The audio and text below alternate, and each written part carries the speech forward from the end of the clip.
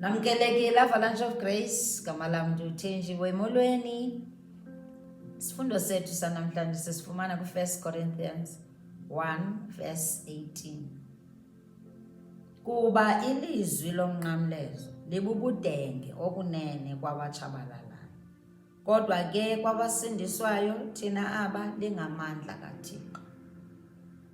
Xa ukholelwa kwilizwi lomnqamlezo, xa ukholelwa kwiindaba ezilungileyo zikaYesu Kristu, ujongeka njengesidenge, uyintlekisa, ubizwa ngamagama.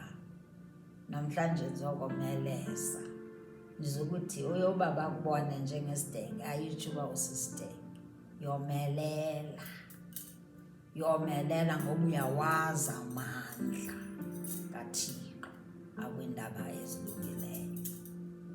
Uyawazi amandla kaThixo kwiindaba zomnqamlezo. Uyamazi uYesu uba wayawufela mna nawe ungelulanga, wachitha igazi lakhe ngenxa yothando lwakhe.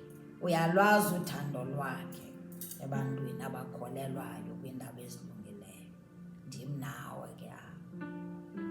Ungatyhafi, ungadani.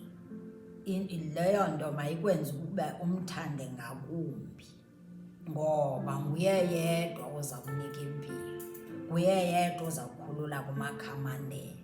Akakho. Eyona nto wayizele kukuzawukhulula amakhamandela, abantu ababotshiwe bebotshwa ngumtyholi.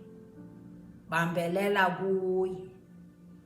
Ulonwabo olu uzalufumana kuye, nguye yedwa oza kunika ulonwabo. Nguye yedwa oza kunika ixolo, the peace that surpasses all understanding. Akakho omnye. Zonke ezi zinto ilizwe ezilifunayo zilapha kuYesu Kristu. Kholelwa kuye, ungasuki kuye. Ndizokomeleza namhlanje. Yomelela kwindlela yakho. Khupha ubungqina bakho, ubiza abantu, babiza abantu baze kuYesu, ngoba ungamandla ethu. Ngaphandle kwakhe asingamandla, ngaphandle kwakhe asizozinto. Uzizinto zonke kuthi. Endaweni yokudana noba neentloni, funeka uphakamise udumo uthi ndiyakubulela Yesu ngokungisindisa. Ube nenhliziyo enombulelo, ube nenhliziyo emthanda ngakumbi. Nkosi.